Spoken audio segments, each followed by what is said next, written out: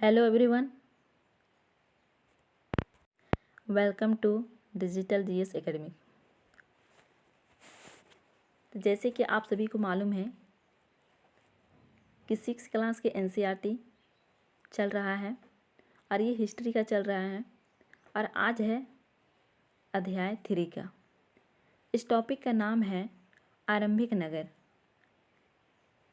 तो चलिए स्टार्ट करते हैं। स्टार्ट करने से पहले दोस्तों आप सभी से निवेदन है कि चैनल को सब्सक्राइब कर लीजिए, बेल आइकन प्रेस कर लीजिए। जब भी वीडियो अपलोड होगा तो आप लोगों के पास नोटिफिकेशन चला जाएगा।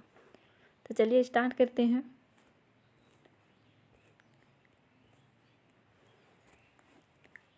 हड़प्पा की कहानी, ये क्या है? तो हड़प्पा की कहानी।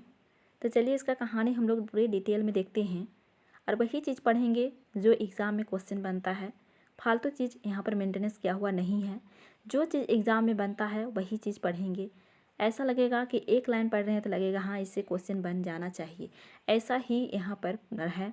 आप लोग सिर्फ देखते जाइए, सुनते जाइए, पढ़ते जाइए और बस आप लोग नोट्स बना लीजिए। अगर नोट्स बनाने से होगा क्या कि आप लोग को 2-3 दिन पहले, एग्ज़ाम से 2-3 दिन पहले आप लोगों को ये नोट्स काम आ जाएगा। तो चलिए स्टार्ट करते हैं। तो हड़प्पा की कहानी लगभग 150 साल पहले जब पंजाब में पहली बार रेलवे लाइन बिछाई जा रही थी तो इस काम में जुटे इंजीनियरों को अचानक हड़प्पापुरा स्थल मिला जो आधुनिक पाकिस्तान में है। कहाँ है? तो आधुनिक पाकिस्तान में है। यह सभ्यता सिंधु नदी के निकट विकसित हुई। यह सभ्यता 4700 साल पहले विकसित हुई। हड़प्पाई नगरों की विशेषता। इन नगरों को हम 2 या उससे ज़्यादा हिस्सों में बांट सकते हैं।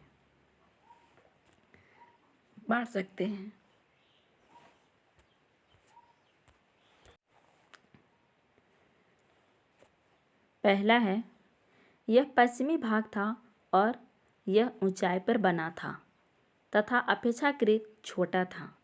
ये क्या था? पश्चिमी भाग में था और ऊंचाई पर बना था।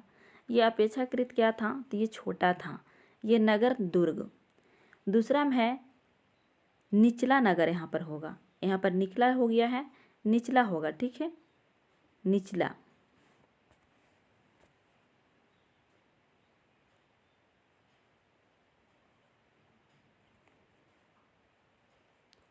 ये निचला नगर होगा, ठीक है। यह पूर्वी भाग तथा और यह निचले हिस्से पर बना था। यह बड़ा भाग था। यह क्या था? नगर दुर्ग। ये पश्चिमी भाग पर था और ऊंचाई पर था और ये अपेक्षाकृत क्या था? छोटा था। और ये जो निचला भाग है यहाँ पर निचला होगा, ठीक है ना। तो निचला भाग है वो कहाँ पर था? तो पूर्वी भाग में और ये निचले हिस्से पर बना था और ये बड़ा भाग था। दोनों हिस्सों की 4 दीवारें पक्की ईंट की बनाई गई थी। क्या बनाई गई थी? तो पक्की ईंट की बनाई गई थी। अब चलिए हम लोग देखते हैं कि मोहनजोदड़ो क्या देखेंगे। तो मोहनजोदड़ो के बारे में हम लोग देखेंगे।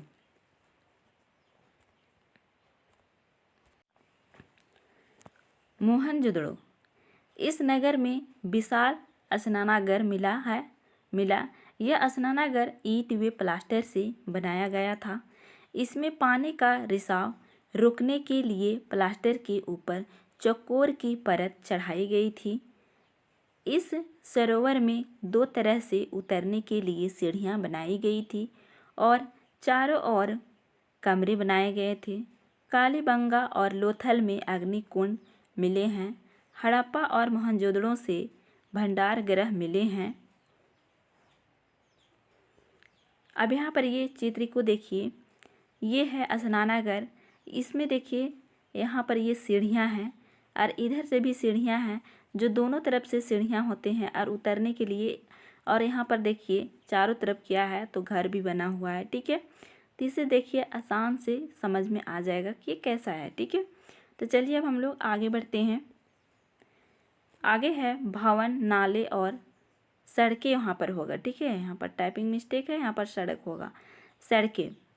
इन नगरों के घर आमतौर पर 1 या 2 मंजिले होते थे। घर के आंगन चारों ओर कमरे बनाए जाते थे।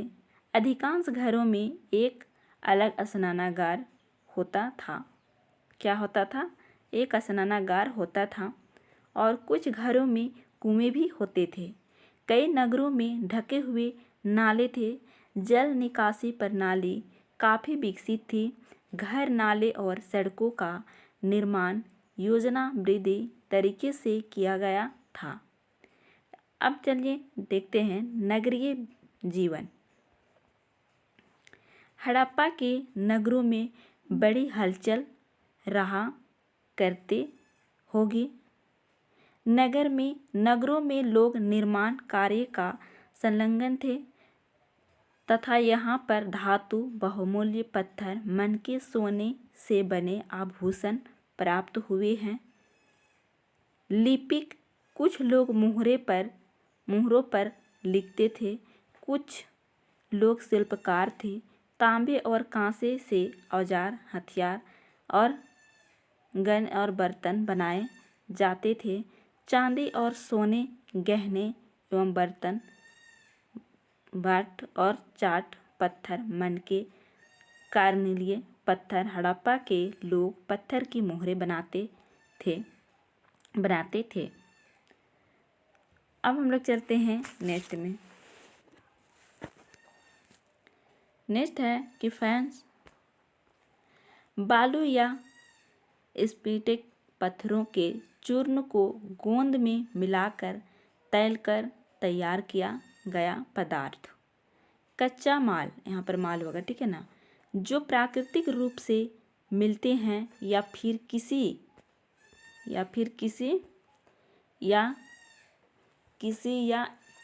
किसान होगा, यहाँ पर कृषि होगा, ठीक है, यहाँ पर कृषि होगा, ठीक है, मतलब प्राकृतिक रूप से मिलते हैं या फिर किसान या पशुपालक होगा यहाँ पर।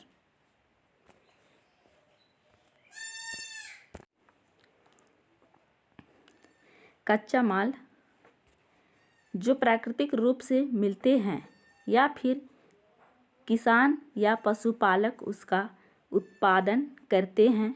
मेहरगढ़ 7000 साल पहले कपास की खेती होती थी। कच्चे माल का आयात।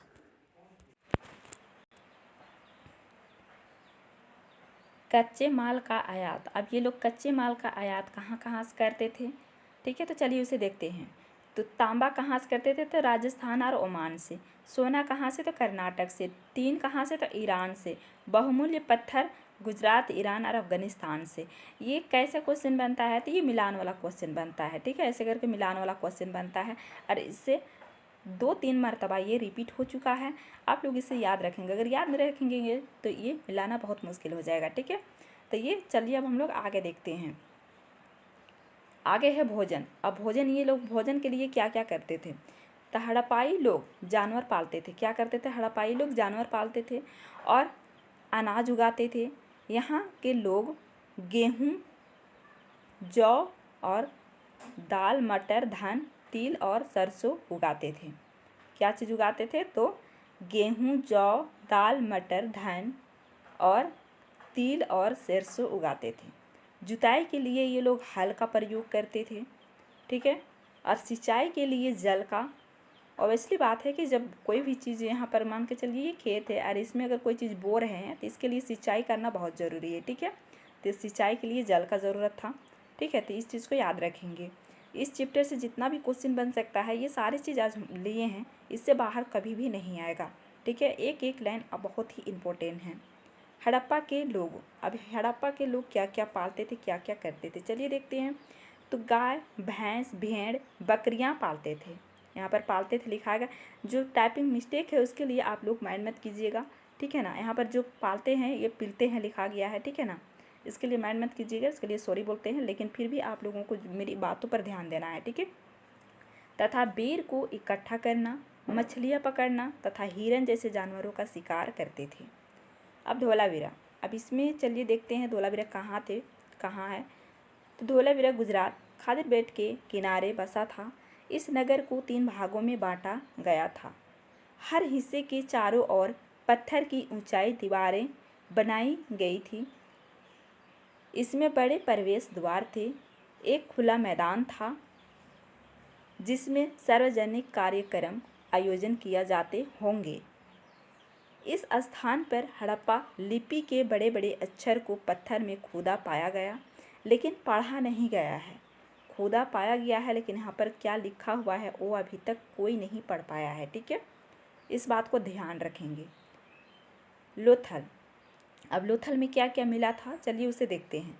खंबात की खाड़ी में मिलने वाले साबरमती उपनदी के किनारे बसा था। यहाँ शंख, मुहरे, मुद्रांकन या मुहरबंदी भंडार गृह मिलते।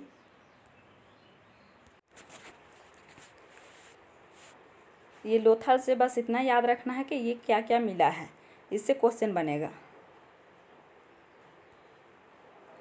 नेक्स्ट है सभ्यता के अंत के कारण, मतलब बहुत बड़ा शहर था लेकिन ये अंत कैसे हुआ। तो चलिए इसे जानते हैं कैसे अंत हुआ। नदियाँ सूख गई, जंगलों का विनाश, कुछ भागों में बाढ़ आ गई, चरागाह समाप्त हो गए, शासकों का नियंत्रण समाप्त हो गया, युद्ध इत्यादि। तो इसका असल में कोई ऐसा प्रमाण नहीं मिला है कि इसका समाप्त होने का कारण क्या था, लेकिन बस अनुमान लगाया गया है कि ऐसा ऐसा चीज़ हुआ होगा जो कि समाप्त हो गया। इसका अभी तक कोई प्रमाण नहीं मिला है कि ये समाप्त हुआ कैसे है। ठीक है, तो ये समाप्त होने के बारे में इसमें क्वेश्चन बनेगा। 2-3 दे देगा सही करने के लिए और एक गलत देगा, तो उसे गलत कौन है उसे छांटने के लिए दिया जाएगा। लेकिन अगर इसके बारे में अगर नहीं जानेंगे तो फिर ये गलत हो जाएगा। तो चलिए आज का वीडियो में इतना ही। वीडियो अगर अच्छा लगा हो तो लाइक शेयर और कमेंट करके ज़रूर बताइएगा। फिर मिलते हैं नेक्स्ट वीडियो में। थैंक्स।